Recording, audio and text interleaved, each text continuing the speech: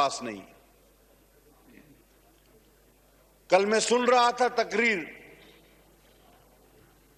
India के वजीर आजम सरेंद्र मोदी की, नरेंद्र, सॉरी, मैं सरेंद्र मोदी से, मेरे मुंह से निकल, उनकी मैं तकरीर सुन रहा था। वो कह रहे थे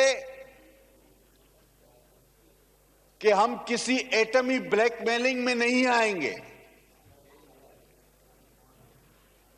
और मैं उनको वाज़े तौर पे कहना चाहूंगा कि हम कोई भी ब्लैकमेलिंग नहीं कर रहे, और आप कसम उठवा लें, कोई वादा ले लें कि ये हरगिज ब्लैकमेलिंग नहीं है। ये तो सीधा और साफ मैदान में रखी हुई बात है कि 1 और 10 का रेशो है। ये अलग बात है कि ये जो एक हैं ये अल्लाह अकबर वाले हैं, ये नाराए रिसालत वाले हैं, नाराए हैदरी वाले हैं, वरना रेशो तो 1 और 10 का है। अगर आप जो रिवायत रही है किसी तरह रात के अंधेरे में इस मुमलिकत खुदादात पर कोई बड़ा हमला खुदा ना खास्ता कर बैठे, तो मैं उस सूरत में ये वाज़े तौर पे बताना चाहता हूं कि ये ब्लैकमेलिंग नहीं है, ये इंतबाह है, ये वार्निंग है कि पाकिस्तान को कभी मैली आंख से नहीं देखना। हां, दहशतगर्दी के हम भी खिलाफ। आपने क्या दहशतगर्दी देखी? हम 1,70,000 से 1,00,000 लोग मरवा बैठे, शहीद हो गए हमारे। क्या दहशतगर्दी आपने देखी? हमारी ना मस्जिदें महफूज आपकी प्रॉक्सीज की वजह से, ना हमारी इमाम बारगाहें महफूज आपकी प्रॉक्सी की वजह से। मुख्तलिफ तहरीकें, कराची का अमन तबाह, दहशतगर्द ग्रुप, टारगेट किलर्स, सबका ताना बाना देखें तो आपसे जाके मिलता है। दहशतगर्दी का इल्जाम तो हमें आप पर लगाना चाहिए, और हमारे पास तो सबूत भी है। और आपने तो हमारी आजादाना तहकीकात की पेशकश को भी मुस्तरद किया, क्योंकि आपके पास कोई सबूत नहीं था। तो अगर दहशतगर्दी के सबूत चाहिए और आपकी कराई हुई दहशतगर्दी के सबूत चाहिए तो वो हमसे लें। अगर तादाद गिननी है शौदा की जो तुम्हारी प्रॉक्सीज की वजह से हुई, तो वो अब 1,00,000 तक पहुंचने वाली है। हर इंडिया का शहरी अपनी हुकूमत से ये सवाल करे कि पुलवामा से पहलगाम तो तुम्हें नजर आता है, लेकिन एक्स फाटा, बलोचिस्तान, कराची और इस मुल्क में होने वाली तमाम दहशतगर्दियां तुम्हारी नजर से ओझल क्यों हैं? मैं इससे पहले कि अपनी बात आगे बढ़ाऊं, मैं वाज़े तौर पर कहना चाहता हूं इस ऐवान में बैठे अपने दोस्तों को और जो मेरी बात सुन रहे हैं कि देखें, मोदी इस वक्त शिकस्त खोरदा है और इस आदमी की तारीख रही है। मैं सिर्फ एक आदमी की बात कर रहा हूं इसकी। आप गुजरात देखें या दूसरे वाकयात पे इसकी मुहिम जोई देखें, ये अपनी सियासी शोहरत के लिए हमेशा लाशें मांगता है, लाशों पर सियासत करता है। और अभी जब ये शिकस्त खोरदा है तो ये किसी भी हद तक, किसी भी साजिश तक जा सकता है। हमें हर वक्त चौकन्ना रहना पड़ेगा। सीज फायर अपनी जगह, जंग बंदी अपनी जगह, लेकिन आज उस मुल्क के अंदर से जो आवाजें उठ रही हैं, मोदी का चेहरा बेनकाब हो रहा है, वो अपनी फेस सेविंग के लिए किसी भी खतरनाक हद तक जा सकता है और हम उसका जवाब देने के लिए भी पूरी तैयार बैठे हुए हैं।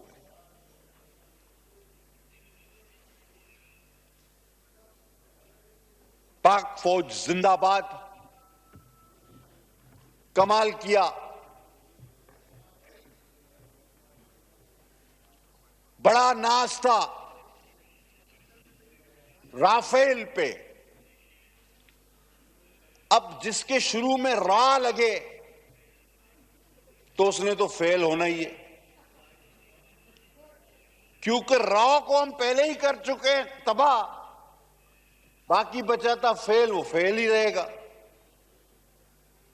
बड़ा खूबसूरत तज्जिया किया था हमारे एक बड़े मशहूर एंकर है वसीम बादामी साहब। उन्होंने कहा जब राफेल गिरा तो फ्रांस का सदर, उसने कहा भाई ये क्या हुआ। जब यहूदियों इजरायलियों के ड्रोन गिरे तो नेतन्याहू चीख पड़ा भाई ये क्या हुआ। और S-400 जब तबाह हुआ तो प्यूटन साहब ने बोला भाई ये क्या हुआ। तो वहां से डोनाल्ड ट्रंप फौरन भागे, बोला अभी अगला मेरा नंबर है, कोई चीज मेरी ना गिरा दे, ये पकड़ो इनको। तो वो बीच में कूद पड़े। उन्होंने कहा भाई झगड़ा वगड़ा मत करो। मोदी साहब आपने इतनी कत्लो गारत करी, हमारे पास करवाई, इतनी दहशतगर्दी आपने हमारे पास करवाई कि हमारी लोगों की नफ्सियात ही बदल के रख दी। अब जहां हमारे पास एक आधा कोई आपका ड्रोन गिरता था, वहां छोले की दुकान वाला आ जाता था, चाय वाला, ठेले वाला, बंद कबाब वाला, वहां मार्केट लग जाती। और बहुत सारे लोगों ने तो यह भी गिला किया यार छोटा मोटा ड्रोन हमारे इलाके में नहीं गिरा रहे हो आप लोग, यानी ये गिला पाकिस्तानी कर रहे। ओ मोदी साहब आप हमसे लड़ने की बात करते हो, हमको तो उस वक्त तक चैन नहीं आता शादी में जब तक फायरिंग कर करके हम दूल्हे को गिरफ्तार ना करवाएं, या किसी पड़ोसी को गोली ना मार दे, या किसी बाराती को गोली ना लगे। हमको तो ऐसा बना दिया आपने। हम तो अपनी शादियों में भी ये करते फिरते। आपने हमारी नफ्सियात के साथ गुज़िश्ता 30 साल से 40-50 साल से जो प्रॉक्सीज की हैं, आपने हमें खुद नाकाबिल तस्खीर बना दिया। अल्लाह ने बनाया, उसके बाद तुम्हारा भी इसमें बड़ा हिस्सा है। और ये खिलौने, चाहे S-400 हो, राफेल हो, सर ये पुर्जे चलाने के लिए दिल गुर्दा जिगरा चाहिए। ये कोई छोटा मोटा तैयारा नहीं था। ये सिस्टम अरबों डॉलर के कोई छोटे मोटे चीजें नहीं थी, लेकिन चलाने के लिए भी तो दिल गुर्दे वाला कोई बहादुर शख्स चाहिए ना। अब बंदूक भी हर आदमी नहीं चला पाता। और हमारे तो कल एक पायलट ने कहा, और जिसको पूरी दुनिया ने वायरल किया है, कि राफेल तो बहुत अच्छा तैयारा था लेकिन इसको ठीक तरीके से चलाना भी चाहिए था। और अब दुनिया सोचे कि अपनी कोई भी टेक्नोलॉजी भारत को देने से पहले ये सोचे कि भाई ये टेक्नोलॉजी के साथ साथ तुम्हारी भी बेइज्जती करवाएंगे हम। सर उस मीडिया पर कितनी मुझे हंसी आई जिसने 4 बार पूरे कराची को तबाह किया। भला कराची तबाह हो चुका है और हम कराची में ही थे। मैं फिर उठ के देखता था कि अब, और खासकर हमारे हल्के का जिक्र समुंदर की तरफ से, फिर हम परेशान, हम घूम रहे हैं केमाड़ी पर, अपने बंदरगाहों पर, कि वहां तो सर मेला लगा हुआ है, लोग सेल्फियां खिंचवा रहे हैं, लोग पिकनिक पे आ गए हैं। ये कह रहे हैं तबाह हो गया है। मैंने इतना कॉमेडी से भरपूर और अंधा मीडिया दुनिया का नहीं देखा। ये कॉमेडियंस थे। और कल मैं एक वीडियो देख रहा था, उसमें कहा कि एक उनके एंकर की चीख के कि जी हमारी फौज घुस गई, तबाह कर दी, उसके गर्दन की रग फट गई। अंदाजा करो, ये हाल है इन पागलों का। और यहां पर क्या था, कुछ भी नहीं। तो ये खिलौने सर, हर शख्स का काम नहीं चलाना। मैं सलूट पेश करता हूं कि हमने सब्र किया, हमने एक दिन सब्र किया। इन्होंने हस्बे रिवायत रात के अंधेरे में हमला किया, हमने दूसरे दिन सब्र किया और अल्हम्दुलिल्लाह फिर तीसरे दिन सुन्नत नबवी के तहत हुजूर सल्लल्लाहु अलैहि वसल्लम ने फरमाया था कि दुश्मन पर भी रात के अंधेरे में वार न करो। हमने फजर की नमाज पढ़कर अल्लाह अकबर के नारे के साथ हतफ दागे हैं उन पर, और ऐसे दागे कि फिर उनकी नींद आराम हो गई। और वो चीखें अभी तक बंद नहीं हो रही। हतफ चलाने वाले भी बहादुर थे, और यही हतफ खुदा ना खास्ता तुमको दो तो ये राफेल वाला हाल हो जाएगा। बोलना मैं ये चाह रहा हूं कि तलवारें बहुत हैं लेकिन जुल्फकार जैसी कोई नहीं।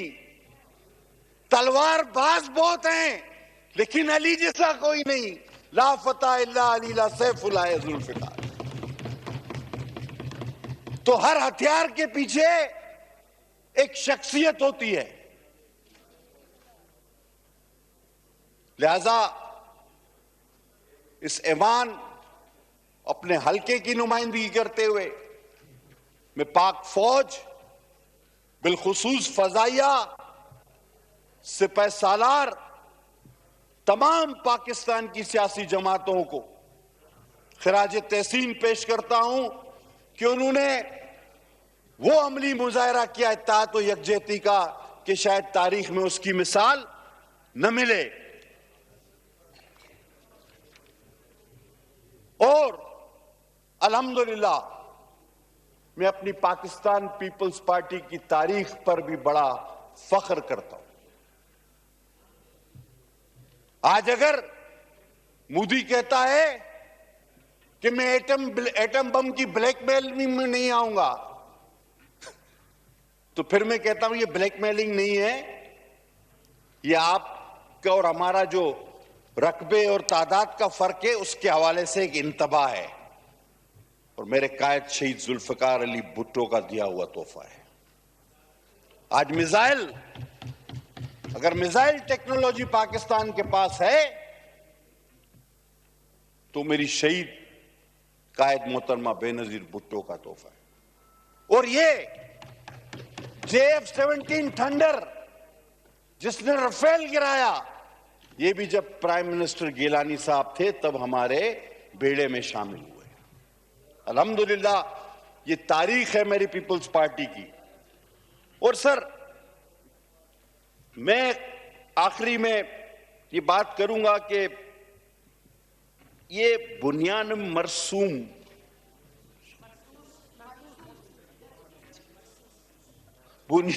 मरसूस आपने ऐसा नाम रख दिया। वो इंडिया वालों, वो तो था हमारे तो कुरान में है, लेकिन पूरे इंडिया में ये दोहराने वाला कोई आदमी नहीं मिल रहा था इनको। और ये ऑपरेशन का नाम जब आपने रख दिया बुनियान मरसूस, तो फतेह तो आपको वहीं मिल गई। एक एंकर इनका दोहरा नहीं पा रहा था, कोई लीडर नहीं दोहरा पा रहा था कि ये है क्या। और अच्छा हुआ हमारी भी थोड़ी बचत हो गई, क्योंकि हमारे भी कुछ लोग खातमुन नबीयीन तक नहीं बोल सकते, तो वो इधर होते तो क्या बोलते। फिर थोड़ी बचत अल्लाह ने की, बंदा चेंज था। वरना अगर आप सोचो वही होता तो फिर क्या होता।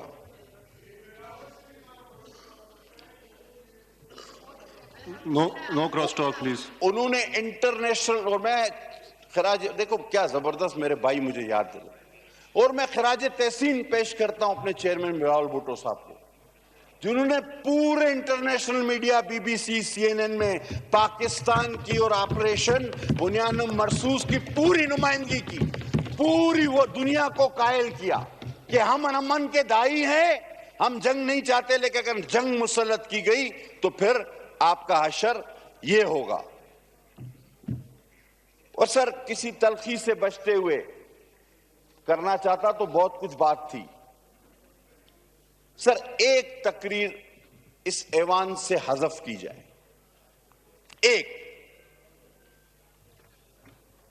बैरिस्टर गौर साहब ने बड़ी अच्छी तकरीर, बड़ी अच्छी बातें, कौम को हौसला दिया, हर शख्स ने तकरीबन अच्छी बातें की। काश के वो यहां होते। एक तकरीर एक हारे हुए, डरे हुए, शिकस्त खोरदा, खौफजदा शख्स की एक तकरीर थी, लीडर ऑफ अपोजिशन। वो तकरीर पाकिस्तान के किसी शेरी के शाया निशान नहीं थी। उसमें ना सिर्फ यह कहा गया, आप खुद उठा के देखें उसके इक्तसाबात,